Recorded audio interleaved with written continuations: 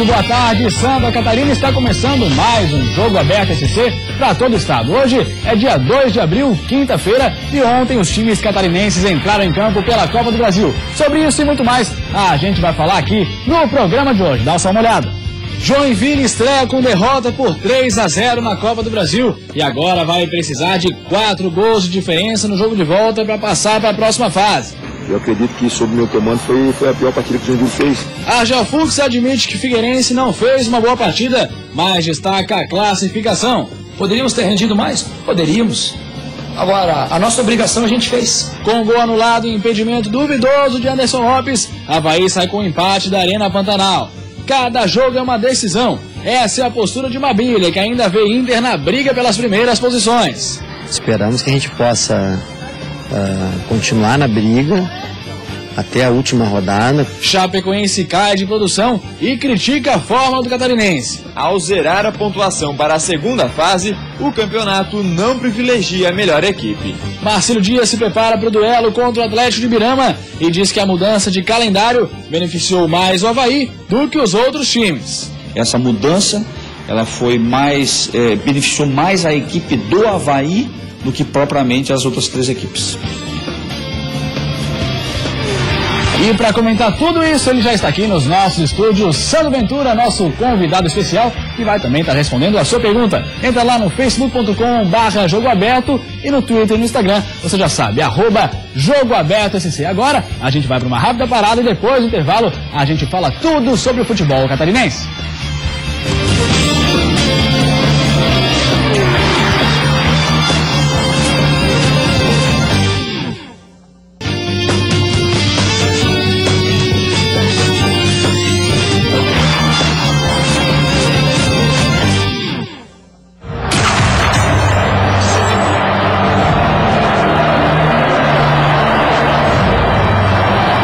A expectativa está crescendo para esse jogo. Criciúma Figueirense é o grande jogo do final de semana. Daqui a pouco a gente fala sobre essa expectativa, mas vamos cumprimentar ele. Sandro Ventura, tudo certinho, Sandro? Ontem teve Copa do Brasil e vamos falar primeiro dos jogos de ida. Na tela para você, os primeiros jogos de Avaí e também do Joinville. Joinville, uma grande decepção, Sandro Ventura.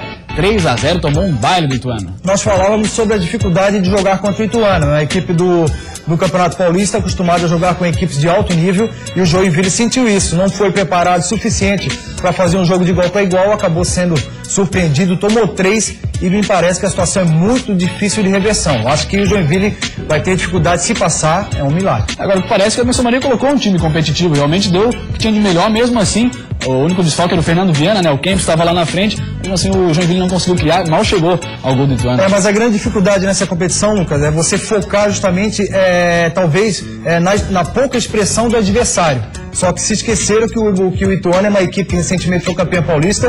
É claro que refez o grupo, teve uma reformulação, mas é uma equipe do Campeonato Paulista que nós não podemos desprezar. É claro que é sempre um campeonato muito forte. Então, é uma equipe acostumada a jogar contra São Paulo, contra Corinthians, contra Palmeiras. Então, joga numa intensidade muito grande e o Joinville não emparelhou, não comparou, não meio que equilibrou essa performance dentro de força, de atenção, de determinação, e quando olhou já estava de 3, aí foi uma situação irreversível. Mas é trabalho pela frente. A Anderson Maria, que tinha recuperado a confiança, parece que teve novamente um momento de turbulência aí no grupo. Pois é, e do lado do Avaí o jogo foi um pouquinho melhor, pelo menos conseguiram chegar ao gol, até fizeram um gol com o Anderson Lopes, só que aí foi mal anulado pela arbitragem, ficou no 0-0. E agora, o que precisa fazer o Avaí? Primeiro foi prejudicado o Avaí na anulação do gol, né? O Avaí até que fez o primeiro tempo muito bom, melhor em relação à mobilidade, à desenvoltura, foi uma equipe muito melhor do que vem apresentando no quadrangular do estadual, e agora é tranquilidade para reverter a situação aqui. Não que o empate lá tenha dado um favorecimento ou que as coisas aqui serão mais fáceis.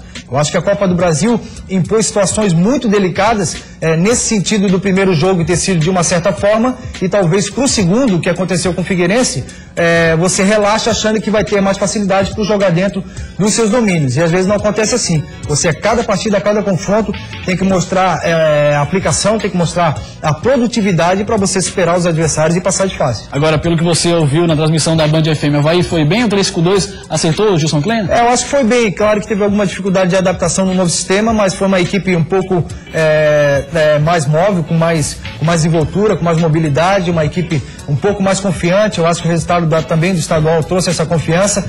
E depois, com 3 atacantes com a entrada do Roberto, também criou algumas oportunidades. Teve dificuldades na finalização, tem que trabalhar em cima desse sentido aí. Os jogos são muito equilibrados e a finalização é fundamental para sempre que há a oportunidade de você matar o jogo. Então o Avaí criou, fez o gol, foi anulado de forma errada, mas fez uma boa partida, dá uma sequência no momento diferente que vem vivendo a equipe da Ressacada. Então, é sequência no trabalho. E agora a gente fala do jogo de volta que aconteceu ontem também, do Figueirense, na tela pra você, 2-1 em cima do Princesa dos Solimões. Esperava um jogo mais fácil pro Figueira, Sandro? Esperava, teoricamente era pro Figueirense ter atropelado, e o início da partida dava a impressão que realmente seria uma goleada, mas entrou na zona de relaxamento, aquela zona de conforto que a gente sempre fala quando inicia um jogo contra um time com muitas limitações, você relaxa, né, e acaba cometendo muitos erros, acaba trazendo uma ansiedade em busca do resultado logo no início, e isso apressa um pouco as coisas. O começo do jogo parecia que ia ser goleado, bola na trave, depois logo o gol.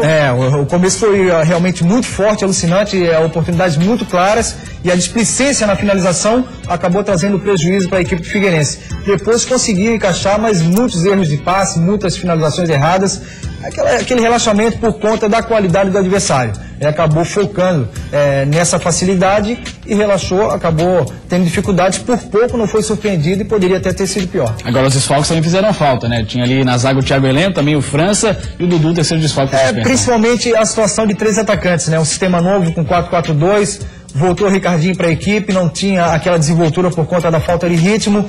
Rafael Bastos também apareceu pouco, e a falta de opção com um atacante a mais na frente tornou a equipe um pouco previsível. O Figueirense jogava somente pelo lado direito com o Dudu, o Marcão mais centralizado, mas também sentindo dificuldades pela falta de ritmo. Dudu não, o Cleiton, né? O Cleiton, desculpa, Dudu fora, o Cleiton, e o Marcão sentindo, vai parar, vai treinar, vai recuperar da lesão para ficar 100%, não está conseguindo render e está comprometendo um setor que é muito forte. A partir do momento da entrada do Mazola, aí sim o Figueirense voltou a ser forte e se assemelhou mais com a equipe que vinha jogando no estadual. Venceu com uma certa tranquilidade, mas tomou alguns sustos. Tá certo, então, tá falado o Sandro Ventura, as primeiras pinceladas a respeito desses jogos. A gente vai mostrar ainda muito mais sobre tudo que aconteceu, mas agora a gente vai para uma rápida parada. Fica por aí, tem muita coisa pra gente falar ainda, hein?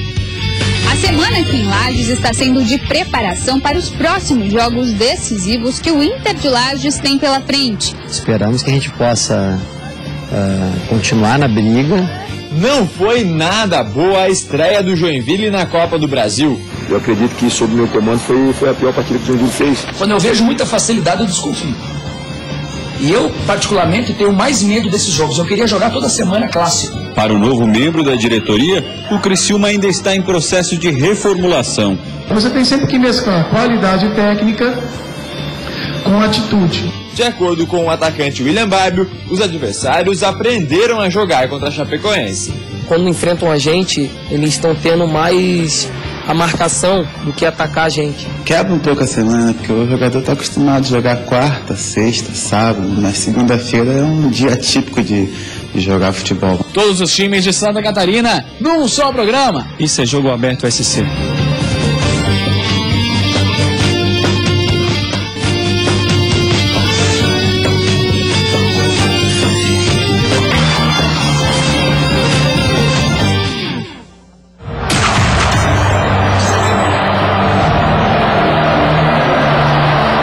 Grande jogo do fim de semana, Criciúma de Luca contra Figueirense de Dudu. A gente vai estar acompanhando esse jogo, mas primeiro a gente vê como é que foi que o Figueirense passou para a segunda fase da Copa do Brasil ontem contra o Princesa de Solimões. Não foi tão fácil quanto parecia, o Figueirense passou por um pouco de dificuldades, o Fux acabou admitindo, a partida não foi das melhores.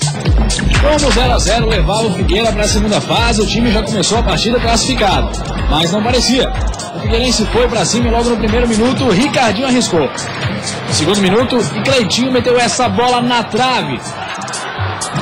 Logo na sequência, Rafael Bastos fez raça e trabalhar. Estava claro para todo mundo que o gol era questão de tempo. O bombardeio continuou, o Figueira não descansou e o gol saiu. Lançamento de Rafa Bastos e Cleitinho teve calma para marcar. 1-0 Figueira. Mas quando tudo parece muito fácil, quando eu vejo muita facilidade, eu desconfio. E eu, particularmente, tenho mais medo desses jogos. Eu queria jogar toda semana clássico. Mesmo se o Princesa empatasse, o Figueira continuaria classificado e parece que isso fez o time tirar um pouco o pé, ficar desligado. E mesmo tendo perdido 2 jogadores logo no começo do jogo lesionados, a sorte parecia estar começando a virar para o Princesa. Nessa bola, o desvio quase matou o goleiro Alex Muralha. E no finzinho do primeiro tempo, Marquinhos foi quem salvou o Mineiro. E aí achamos que 1-0 era cômodo para nós. E aí quando você pensa que 1-0 é cômodo, é complicado. E já era para nós ter tomado o gol no primeiro tempo. Marquinhos acabou salvando o gol. O modismo não é bom para ninguém. Surgiu o gol de empate. Apagão na zaga e Nando desviou pro gol. 1-1. O tempo que se seguiu, o Figueirense desencontrado tentava chegar de qualquer jeito. Mas se com a bola no chão as jogadas não saíam, o gol veio pelo alto. Cruzamento de Ricardinho para Jean Deredes fazer o torcedor respirar. 2-1 no placar. O gol não melhorou a qualidade do jogo. Ainda deu tempo pro Deuric ser expulso por agressão fora do lance em cima de Cleitinho. Mas fora isso, o Figueirense jogou para garantir o resultado. 2-1, próxima fase, e Argel admitindo que o jogo não foi lá essas coisas. Não fizemos uma boa partida? Não. Não fizemos uma má partida? Também não. Poderíamos ter rendido mais? Poderíamos. Agora, a nossa obrigação a gente fez.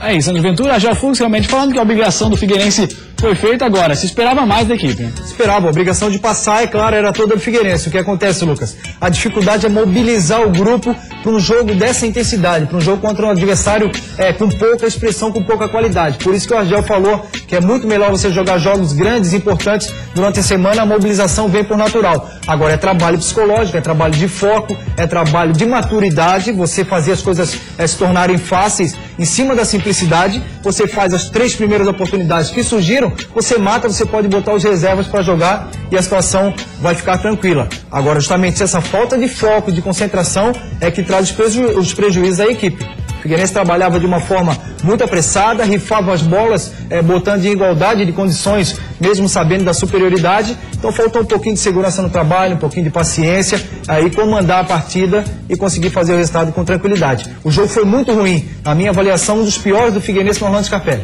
Agora o Ricardinho, pelo que jogou, pode brigar por titularidade agora nos próximos jogos? Criciúma, por exemplo? Não, acho que o Ricardinho está devendo há muito tempo, não vem jogando bem, é um jogador, claro, que tem capacidade, tem qualidade técnica, a bola parada é uma boa bola parada, só que precisa um pouco mais, precisa de mais articulação, precisa assumir mais a responsabilidade também de criação, de ajudar, não pode se limitar apenas a bater faltas e escanteios. É um jogador interessante que nós já vimos jogar em outros momentos em alto nível, mas o momento do Ricardinho é muito aquém daquele, por exemplo, vivido no Joinville, que foram momentos espetaculares, inclusive havendo aí o interesse figueirense já antes do Ricardinho vir nessa temporada. Mas na alteração, inclusive, na minha avaliação, deveria sair o Ricardinho em vez do Rafael Bastos, que estava ajudando na criação, que é um jogador mais incisivo, que chega na frente. Ele acabou optando por tirar o Rafael, deixando o Ricardinho. Na sequência, o Ricardinho acabou... Ele justificou que o Rafael está tendo uma sequência muito forte de jogos e por isso precisava ser um pouco preservado. Aí tá certo, Argel? Mas só que a situação não poderia preservar, não. Teria que definir a situação, até porque o Princesa do Solimões teve a oportunidade, inclusive, de virar o jogo. De uma forma meio atabalhoada, meio sem qualidade, mas o jogo ficou tenso, ficou difícil. E se fosse para os pênaltis, a situação seria bem delicada, porque pênalti é complicado. Então a alteração no momento que o Figueirense precisava era um pouco mais de força ofensiva, um pouco mais de variação das jogadas ofensivas, e o Mazzola trouxe essa variação, só que a criação também saiu um pouco com a saída do Rafael Bastos. Então a retirada do Ricardinho, na minha avaliação, seria mais concreta, mais coerente. Mas quem comanda é o Argel. Até o torcedor ficou meio nervoso com a situação ali, achou que foi feita a alteração de forma errada, mas ele é o comandante. No fim deu certo, deu tudo certo. Agora, o Marcão, para os próximos jogos, preocupa essa ausência do Figueirense? Porque tem ali o Mazzola, tem o Cleiton, tem também o Dudu. Agora, o Marcão é uma baixa importante, né? Vai ficar de fora, vai precisar de recuperar da lesão que está sentindo, sente ainda, não consegue render o que vinha rendendo. Então, é um jogador que precisa do auge da condição física para que possa ser efetivo, para que possa realmente render. Figueirense, com a ausência dele, ganha um pouco mais de mobilidade, são atletas mais velozes, que tem o Argel como opções para montar a equipe na frente, então vai ter que encaixar a equipe da melhor maneira. Vai perder um pouco que é um cara mais brigador, mas vai ganhar em movimentação. E o torcedor do Figueirense está participando com a gente no Facebook, facebook.com/jogoaberto. Você também pode participar, mandar sua pergunta, o seu comentário. E o Vene Monteiro Tomasi fala: o importante era alcançar o objetivo, classificar. Tá aí um abraço pro Vene participando com a gente. Realmente o Figueirense conseguiu a sua classificação. Agora a classificação ficou muito complicada para outro time catarinense. A gente fala agora do Joinville, que foi até Itu e tomou um baile. Não viu a cor da bola. Não foi nada boa a estreia do Joinville na Copa do Brasil. Jogando em Itu, o Jack viu o ituano abrir o placar ainda no primeiro tempo, com esse belo gol de Cleison. No segundo tempo, o ituano aproveitou essa confusão na área do Jack e ampliou a vantagem com o volante Jonathan Lima. E ainda tinha tempo para mais um. De pênalti, Ronaldo marcou o terceiro dos donos da casa. Os times voltam a se enfrentar daqui a 2 semanas em Joinville e o Jack precisa vencer por 4 gols de diferença para garantir a classificação à próxima fase. Outras coisas básicas do futebol. Essa é uma equipe meio compactada, essa é uma equipe que trabalha a bola, não trabalhamos, em nenhum momento eu acho que nós conseguimos uma sequência de 5, 6 passes consecutivos. Não conseguimos ser uma equipe criativa. Enfim, faltou muita coisa. Eu acredito que sob meu comando foi a pior partida que o Joinville fez. Sandro Ventura, palavras fortes. Emerson Maria, ele disse que foi a pior partida que ele fez para o Joinville nessa temporada. Realmente deve ter sido isso, não? 3-0. Eu também acho, Lucas. Eu acho que muito mais do que o resultado negativo, o prejuízo emocional é muito grande. Uma vez que o Joinville vinha recuperando essa situação, conseguiu se recuperar no estadual e toma uma sapatada dessa aí do ituano, realmente fica muito difícil, quase que impossível a reversão. Então uma equipe que não consegue manter um equilíbrio, joga muito de forma displicente alguns jogos, você vê todas as bolas divididas aí na área. Questão de cidade que os jogadores ficaram assistindo. Exatamente, sempre tem 2, 3 jogadores assistindo, então o foco tem que ser outro, a pegada outra. Joinville que vai voltar a ter problemas, principalmente porque os torcedores cobram demais e a sequência de resultados positivos, inclusive para o estadual, era fundamental, né? O equilíbrio emocional, a autoestima, a confiança, isso tudo traz um prejuízo muito grande. Então é um revés, vai ter que voltar novamente a trabalhar, vai ter que voltar a focar no emocional para o estadual, que é dificílimo. Agora, existe alguma coisa que precisa ser feita dentro do comando técnico mesmo, Emerson Maria? Mudar esquema, fazer algum fato novo para realmente tentar mudar a situação? Não, acho que quanto ao comando técnico é tranquilo. O que acontece é o foco, né? A intensidade aplicada em todos os jogos, independente da situação, independente do adversário e da competição. Eu acho que o Joinville tem que adquirir aquele equilíbrio que o fez campeão da Série B. É isso que está oscilando e que está trazendo ao Joinville maus momentos. Então tem que pegar e focar nessa pegada aí de mobilização, de ser uma equipe competitiva, uma equipe consistente, para depois ir em busca dos objetivos maiores. A gente fala então agora do Avaí, que no primeiro jogo acabou a estreia aí conseguindo apenas um 0-0. Mesmo assim, fez um gol, chegou ao gol, só que foi mal anulado pela arbitragem. O Avaí até saiu na frente do Operário com esse gol de Anderson Lopes, mas depois de muita conversa com o auxiliar, o juizão anulou o gol. Segundo o Bandeirinha, no momento desse toque de cabeça, o Anderson Lopes estava impedido. Tecnicamente, foi um jogo fraco, com poucas chances para ambos os times. Nas vezes em que o Operário de Vazagrande conseguiu chegar, o goleiro Diego foi bem e salvou o Avaí. O jogo de volta será daqui 2 semanas, em Florianópolis, no estádio da Ressacada. Sandro Ventura, uma situação bem mais tranquila do Avaí do que do Joinville, né? Se ganhar uma vitória simples, o empate também é do Leão. Mesmo assim, poderia ter saído com a vitória. Poderia. Dentro da normalidade, o que acontece? Poderia ter sido um resultado ruim. Empatar, o Avaí, inclusive, poderia ter eliminado. Se as coisas estivessem se encaminhando de uma forma normal no campeonato estadual. Só que o momento do Avaí é muito ruim, muito delicado. E parece que o primeiro tempo, pelo que a gente ouviu da narração do Caldenir e dos comentários do Gustavo Boss, o primeiro tempo foi muito bom. Foi uma equipe com mais mobilidade, foi uma equipe mais confiante. Agora, o erro na anulação do gol é incrível, né? Como é que pode ser tão incompetente? Tá ali o Anderson Lopes, tem 4, 5 jogadores, tá o Anderson Lopes ali antes do pênalti. Não, e o pior é que foi apontado pro centro do gramado, o juiz validou o gol e depois o Bandeira chamou pra... O Bandeira correu, não levantou, é claro que na hora do gol ele não levantou, correu pro meio, confirmando o gol. Olha ali o Anderson Lopes, que é dentro da área ali, antes do pênalti. Mas aí como é que se explica isso? O Bandeira correu e depois voltou atrás? Pressão, os jogadores fizeram pressão em cima e ele acabou cedendo justamente por esse fator aí, de jogadores correrem e começar aquele tumulto em relação ao impedimento, que bateu na trave, que voltou e já estava impedido, e aí não teve personalidade para manter o que ele tinha visto, porque foi todos os dois confirmaram o gol, e o gol foi extremamente lúcido, foi normal, não teve nenhum tipo de problema. Um erro grosseiro que acaba prejudicando o Avaí. Pois é, vamos torcer para que se confirme a vitória do Avaí aqui, para que consiga passar para a próxima fase. O torcedor também está pensando nisso, no facebook.com/jogo aberto, participando com a gente agora o torcedor havaiano. Miguel Francisco fala: Avaí perdeu muito gol, mas jogou bem com o time reserva, minha opinião. E foi um roubo aquele impedimento, mas deixa, vamos se classificar. Se preparem, gambazada. Essa opinião do Miguel Francisco realmente deve dar clássico na próxima rodada, né, Sandro? Tudo indica que sim. Eu acho que o Avaí vive um novo momento. É muito cedo para dizer que o trabalho do treinador já reflete no campo, mas é uma situação um pouco mais de confiança. Então esse resultado também não foi de todo ruim, não perdeu, é fora de casa, e uma vitória simples no jogo de volta leva o Avaí ao clássico aí, tão esperado, né? E a gente, toda a cidade aguardando essa confirmação aí. E você acha que dá pra usar esse mesmo esquema no próximo jogo, já dentro do Catarinense? Não. Esse 2 funcionou ou foi só mesmo para essa situação específica? Eu acho que não, Lucas. Eu acho que o 3-5-2 não combina. Eu acho que fica uma equipe extremamente defensiva, precisa um pouco mais de mobilidade. O Avaí tem condições de montar uma equipe mais agressiva. Foi um jogo mais de precaução, para ver como se comportaria fora de casa. Então eu não vejo uma manutenção desse esquema como... não vejo de bons olhos. A manutenção do esquema deve ser alterado novamente para o 4-4-2, 4-3-3. Então deve mudar. A gente volta então agora a falar de Catarinense, porque lá no Inter de Lages todo mundo ainda acredita que o Inter pode seguir vivo na briga até o final. Não é isso, Duda Domenech? A semana aqui em Lages está sendo de preparação para os próximos jogos decisivos que o Inter de Lages tem pela frente. Depois do empate dentro de casa, que deixou o Colorado com mais dificuldades para chegar ao final do campeonato, o técnico Mabilha quer agora um espírito de decisão no grupo. São todos jogos decisivos. Esperamos que a gente possa continuar na briga até a última rodada, com chance matemática de em bons jogos conseguir os nossos objetivos. Na semana em que ocorre a Copa do Brasil, o técnico Mabilha aproveita para preparar a equipe que ainda mantém viva a vontade de chegar ao final do Catarinense. De Lages, Eduarda Domenech para o Jogo Aberto SC.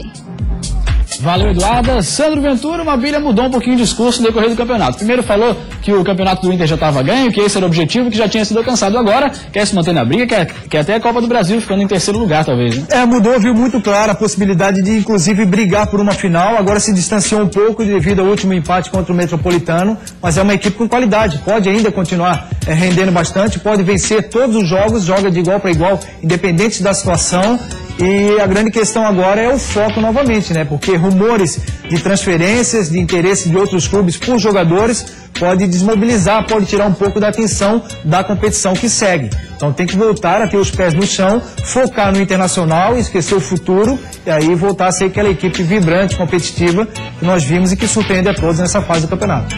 E a gente fala agora de Criciúma, porque teve mudança na diretoria, chegou gente nova por lá, olha lá quem chegou.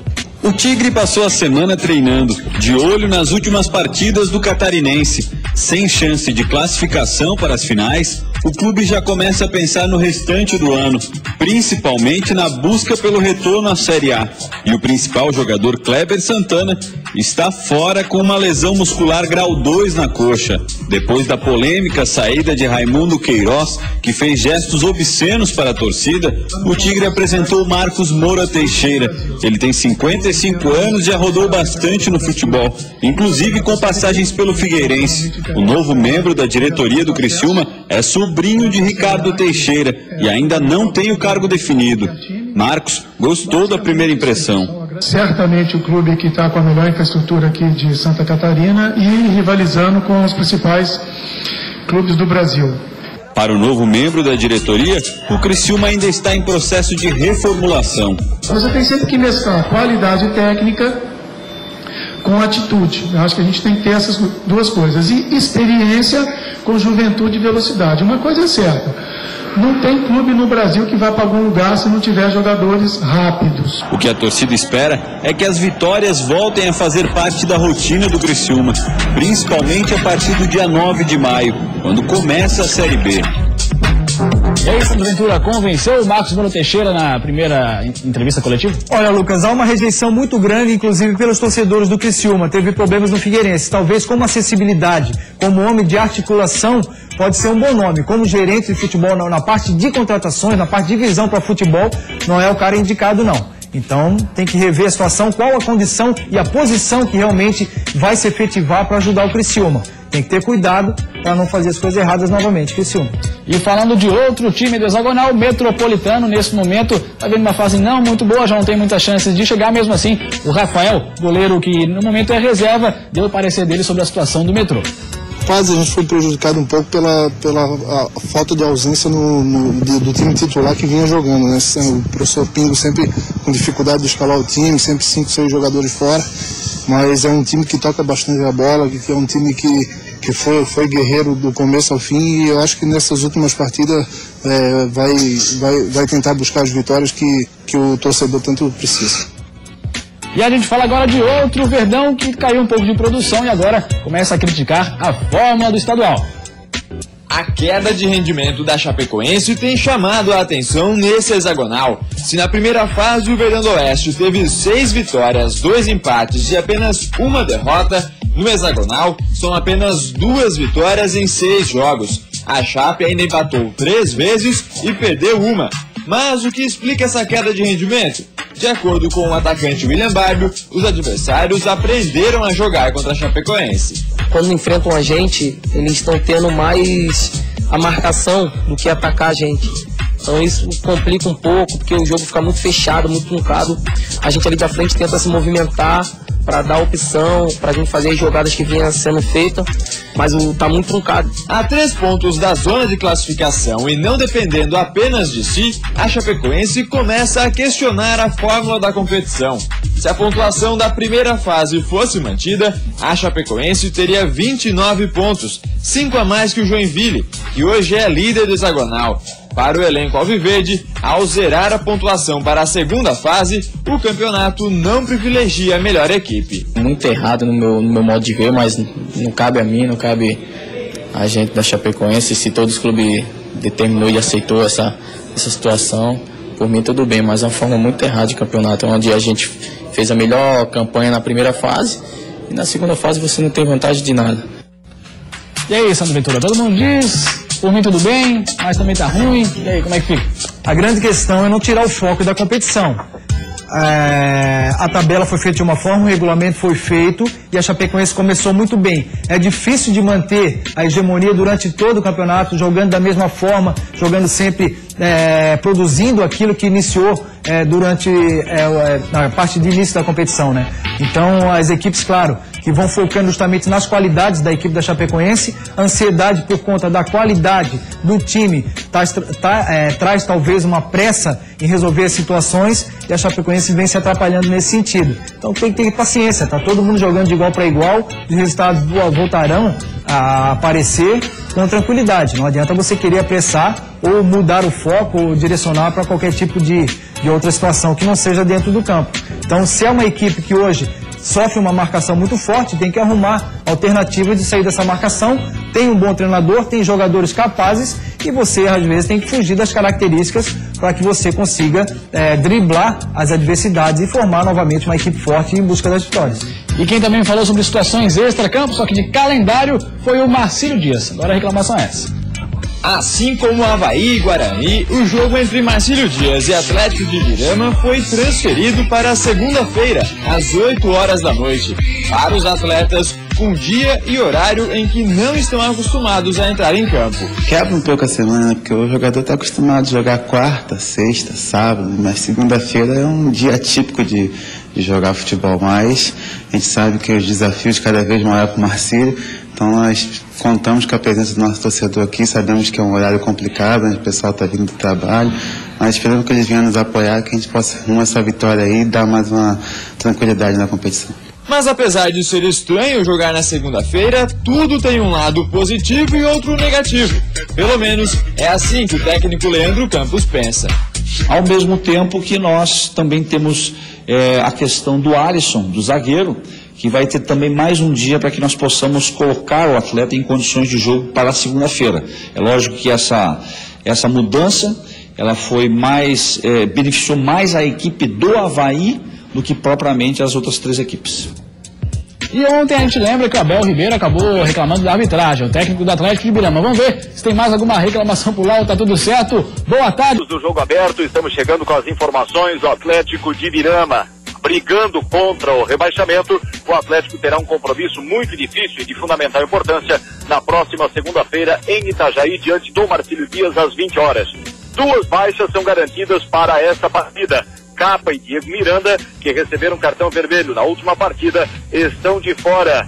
Para a vaga de Capa, na lateral esquerda, o técnico Abel Ribeiro deve optar pela entrada natural do lateral Aelson. Já na meia cancha, o técnico para a vaga de Diego Miranda poderá contar com o retorno de Rodrigo Couto, que cumpriu suspensão em virtude do 3º cartão amarelo.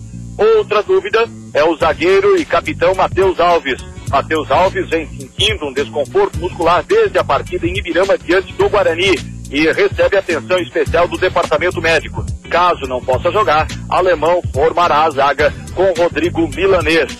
Era o que tínhamos do Clube Atlético Hermann Aichinger para os amigos do Jogo Aberto de Presidente Getúlio. Dos estúdios da 107 FM, repórter Valmor Murini. Valeu, Valmor. Então, só para fechar, Sandro Ventura, Atlético de Ibirama. Tem mais chance de cair ou de ficar? Olha, Lucas, todos em igualdade de condições. Eu acho que está muito equilibrado e aquele que tiver mais equilíbrio, principalmente na parte emocional, deve chegar ao sucesso aí. Mas está tudo indefinido, tudo em aberto. Valeu, Sandro Ventura. Amanhã te volta aqui com o Jogo Aberto SC. Tchau.